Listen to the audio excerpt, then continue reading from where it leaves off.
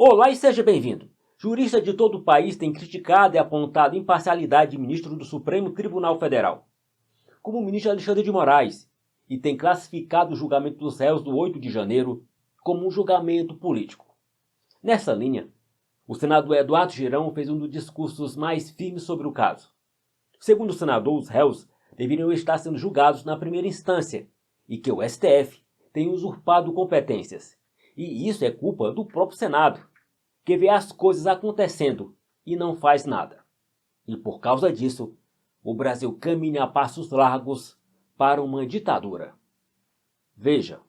O que a gente está vendo no Brasil, senhor presidente, e eu quero falar sobre isso, é um julgamento político, mais um em curso na nossa Corte Suprema.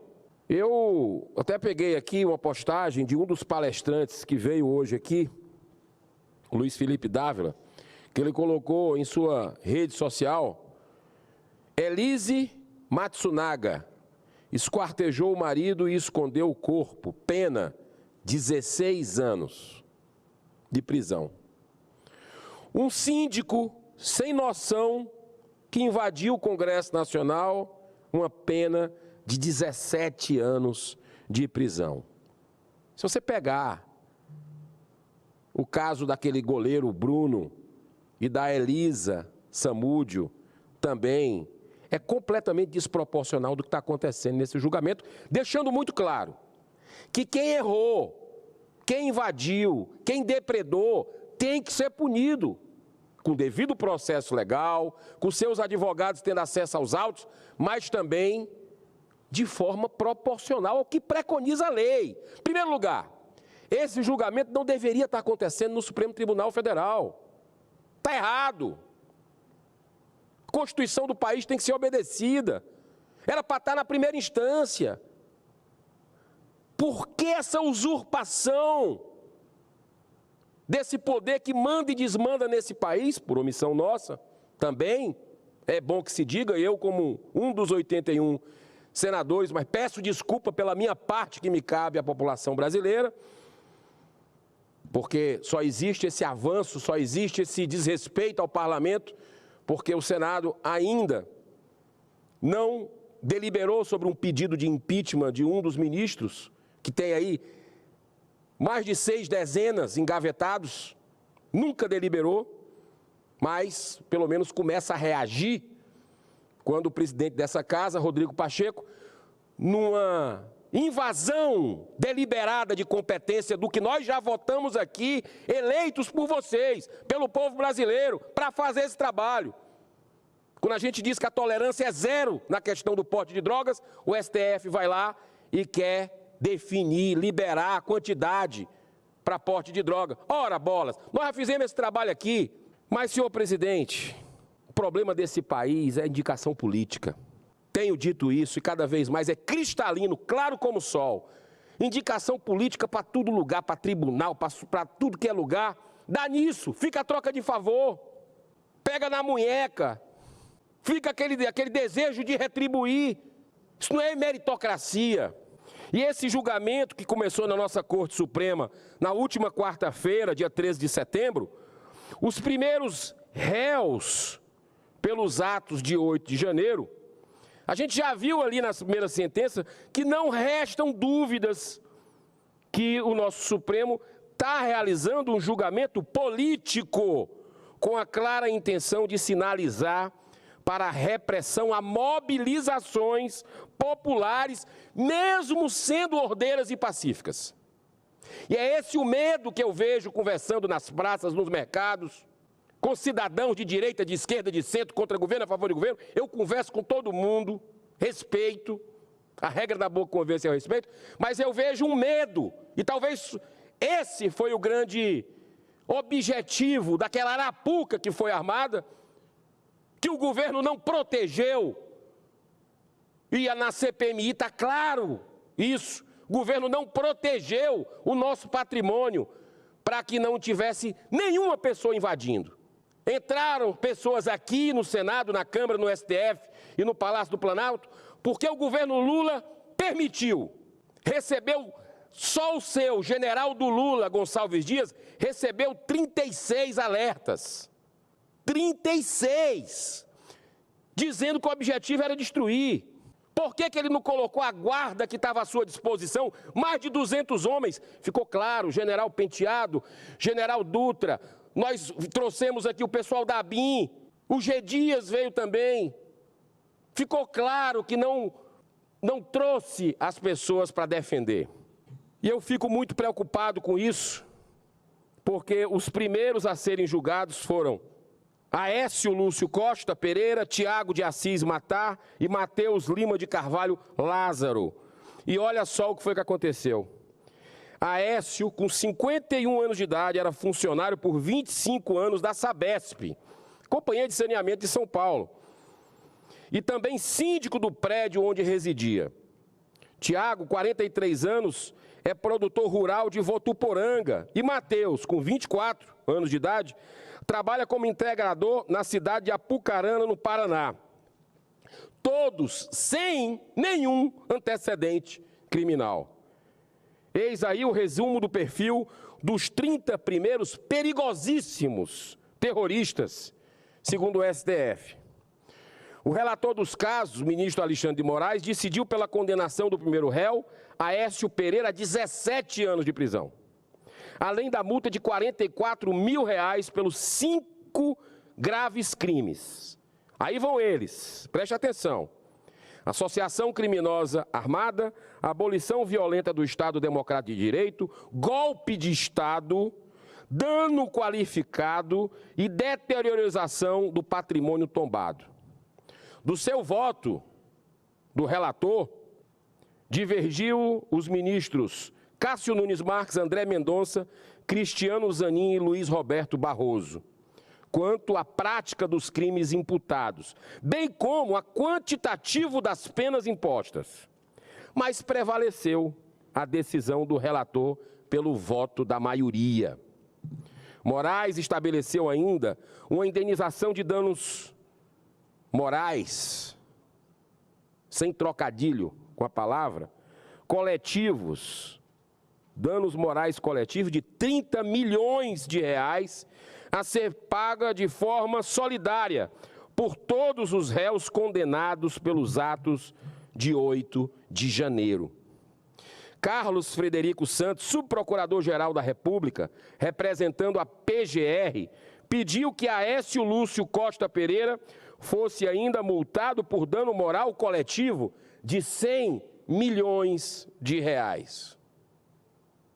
Durante o julgamento, tivemos falas contundentes e corajosas dos advogados de defesa dos 3 réus, que estavam ali defendendo a Carta Magna do Brasil, defendendo a lei, defendendo o direito, a proporcionalidade.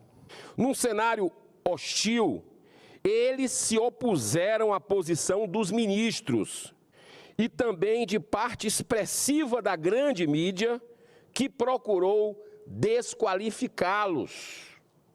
Quando você não pode atacar a mensagem, atacar com argumentos uma decisão, você vai tentar desqualificar a pessoa, do advogado, porque ele errou o nome de um livro, e esquece a essência, que é a destruição da nossa Constituição.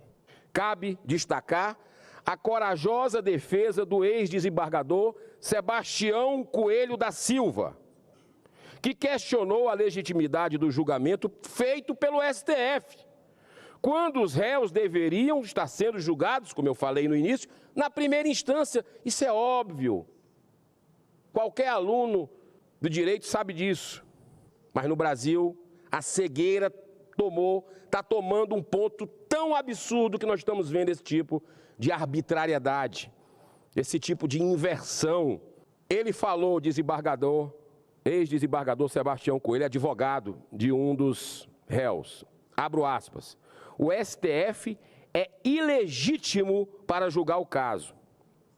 Afirmou e que submeteu muitos inocentes à tortura psicológica.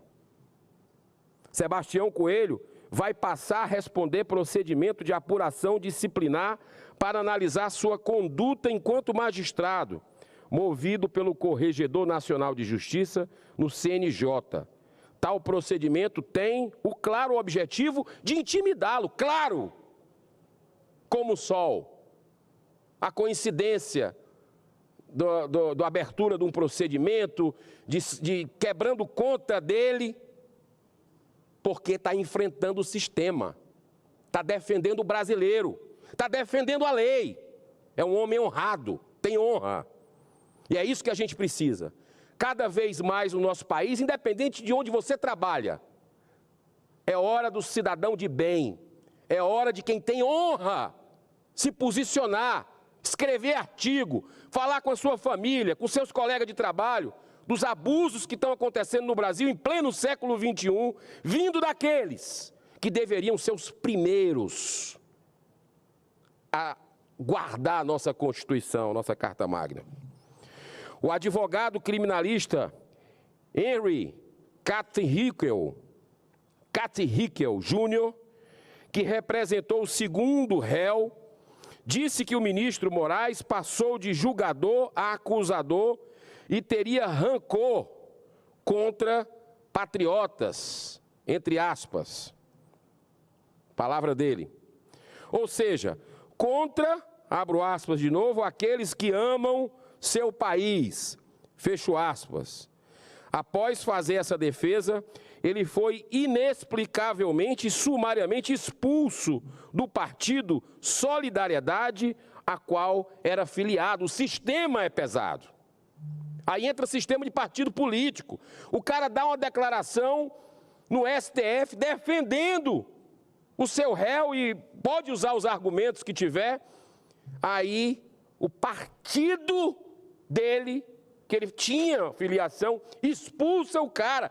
Olha o Brasil que a gente está vivendo, que não convive com o diferente, que faz os caprichos dos poderosos. Vamos ficar calados a isso? É esse o povo libertário do Brasil? Ficar calado a esse tipo de abuso? Já a advogada do terceiro réu, Larissa de Carvalho, chorou durante a defesa e disse, abre aspas, todas as sentenças já estão prontas, fecha aspas. Mais desarrazoado ainda foi o comportamento da OAB. Cadê a OAB para defender os advogados? Mas foi pior ainda. O presidente do Conselho Federal da Ordem dos Advogados do Brasil, José Alberto Simeonetti, mesmo sendo testemunha de todas as violações impostas ao advogado dos presos, que tiveram uma dificuldade enorme para ter acesso aos autos, uma série de arbitrariedades que nós vimos e denunciamos aqui nesse plenário, na CPMI. Eu fui a Papuda e fui a Colmeia algumas vezes. Agora olha o que o presidente da OAB fez depois desse desabafo dos seus colegas advogados, dos argumentos que eles usaram durante o julgamento. Olha o que é que o presidente da OAB fez. Você acha que ele foi em favor dos advogados? Não, ele entregou à presidente do STF, Rosa Weber, um ofício manifestando a confiança nos ministros do STF e na, abre aspas, correta condução dos trabalhos, fecha aspas. É também muito estranho que todos os fatos já descobertos pela CPMI, senhor presidente, não sejam levados em conta nesse julgamento. Apesar de toda a blindagem feita pela maioria governista, que sequestrou a CPMI desde o começo, já falei isso e vou repetir, um instrumento da oposição, eu nunca tinha visto isso, da minoria, foi tomado de assalto pelo governo Lula, pela base dele, que colocou lá para votar parlamentares que nem sequer assinaram o requerimento, que é do deputado André Fernandes, lá do Ceará. Ou seja, foi para blindar, para a gente não ter acesso às imagens das câmeras de segurança, negadas reiteradamente pelo ministro da Justiça, que agora está dizendo que as imagens foram apagadas, não tem argumento as imagens. Todo o Brasil quer saber o que é que tem nessas imagens. Como é que se deixa apagar isso? Se ela pode provar, por exemplo, que a Força de Segurança Nacional tinha outros 200 e tantos homens de braço cruzado esperando a ordem para não deixarem invadir e depredar a praça, a sede dos três poderes. Que outros ministros da Justiça utilizaram a força de segurança. Não venha com essa história, como ministros do STF falam, que, e é repetido pelo governo Lula o tempo todo, ou seja, um alinhamento claro dos dois poderes. Vem dizer que tem que ter autorização, que é inconstitucional a Força de Segurança Nacional ser acionada por um ministro de Estado. Ora bolas, isso sempre ocorreu. Sempre ocorreu. Ministro Sérgio Moro, hoje senador, disse lá, no meu tempo ocorreu. Mas deixaram os homens parados. O ministro da Justiça não acionou enquanto a quebradeira estava, e ele estava lá dentro. Ele estava dentro do Palácio da Justiça. E a gente quer saber com quem que ele estava também. Por isso que as imagens são essenciais, mas querem esconder, querem deixar um defunto na sala do brasileiro. Me encaminhando para o encerramento, senhor presidente, de tudo isso já caiu por terra, por não quererem chamar o diretor da Força Nacional de Segurança, por não mandarem as imagens, por G. Dias estar ganhando cargo para filho, por Zé Múcio, ministro da Defesa, ter dito que deveria ter tido uma GLO, por que ele não fez? Por que ele não pediu para o presidente, que já estava lá no poder há 8 dias, o presidente Lula? Por que ele não decretou uma GLO para proteger? Por tudo isso, eu quero dizer para o senhor que já caiu por terra a tentativa, a narrativa golpista defendida pelo governo Lula. Não se sustenta. Muito obrigado pela benevolência, senhor presidente, mas eu, dentro desse tempo que o senhor generosamente me deu, eu prometo que não vou usar ele todo. Em 2006 e em 2017, manifestações populares semelhantes ocorreram em Brasília. Ou eu estou inventando isso? Quem é de Brasília sabe. Quem acompanha minimamente a vida da política nacional sabe do que aconteceu em 2006 e em 2017. Eu vou lembrar aqui para vocês. Manifestações populares semelhantes que ocorreram aqui em Brasília tiveram o mesmo nível de violência e depredações que nós vimos no dia 8 de janeiro. Mas nessas de 2006 e 2017, ninguém foi acusado de golpista. Agora, pessoas comuns, sem antecedentes criminais, sem portar nenhuma arma, sem estarem vinculados a nenhuma organização política, são acusados e condenados como perigosos agentes para a tomada à força do poder. Encerro, senhor presidente, reafirmando minha visão crítica a um julgamento político. Nossos tribunais, TSE, STF, infelizmente, a cada dia, estão se caracterizando mais por julgamentos políticos. Quer fazer política? Sai daí e vai disputar uma eleição. Isso é o correto. E é justo. Coloca o nome, as suas ideias, o que você acredita, o que você está fazendo lá de julgamento político. Coloca as ideias para ver se o povo concorda. O povo está vendo tudo isso. O brasileiro não é bobo, está angustiado. Eu tenho conversado com as pessoas, de direita, de esquerda, de centro, contra governo, a favor de governo. Eu quero reiterar isso. Nas praças públicas, nos mercados, as pessoas estão atemorizadas, porque existe uma insegurança jurídica muito grande no Brasil por desrespeito à Constituição dos poderosos. Eu vejo que nós não temos mais em democracia no Brasil. Estamos caminhando a passos largos para uma ditadura. E eu quero dizer, senhor presidente, que os 2 pesos e 2 medidas, com viés ideológico, nítido, desses julgamentos, fica muito claro, e eu repito pela última vez, claro como o sol, quando nós comparamos as manifestações violentas, nas mesmas proporções das invasões e depredações do dia 8 de janeiro, as que foram realizadas em 2006 e em 2017, que não tiveram, acredite se quiser, nenhuma prisão nem condenação. Até hoje, nenhuma prisão foi feita e nenhuma condenação sobre aqueles atos que queimaram aqui alguns prédios públicos naquela época, gente da esquerda, gente ligada a movimentos de esquerda. Mas os dois pesos e duas medidas, o brasileiro, que é conservador, está vendo tudo isso. E os conservadores, senhor presidente, estão emparedados. Só que há 2000 anos jogavam a gente para os leões nas arenas. Hoje é caçado, hoje somos censurados. Agora, o claro objetivo de satisfazer a sanha vingativa do governo Lula, que só olha para trás, o governo Lula só olha para trás, a gente vê essa tese de ministros do Supremo que faz um uso questionável. Mesmo discurso do governo Lula, falando da tese do crime de multidão, para driblar a individualização das condutas, condição fundamental para garantir o sagrado direito de defesa. São tempos difíceis, repito.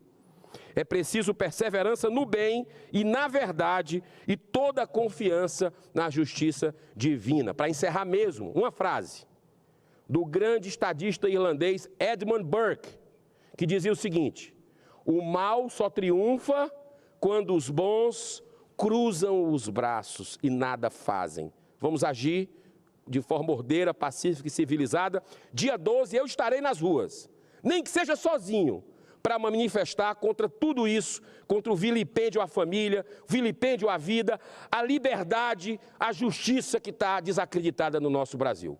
Um grande abraço. A grande mídia, juristas e políticos de esquerda, em especial a base do governo Lula, apoiam integralmente e incondicionalmente o que o STF está fazendo. Aliás, alas da base do governo no Congresso Nacional sustentam que o Supremo Tribunal Federal deveria também julgar e condenar senadores e deputados que fazem oposição a Lula, por ter supostamente ligação com o 8 de janeiro. Uma verdadeira ditadura.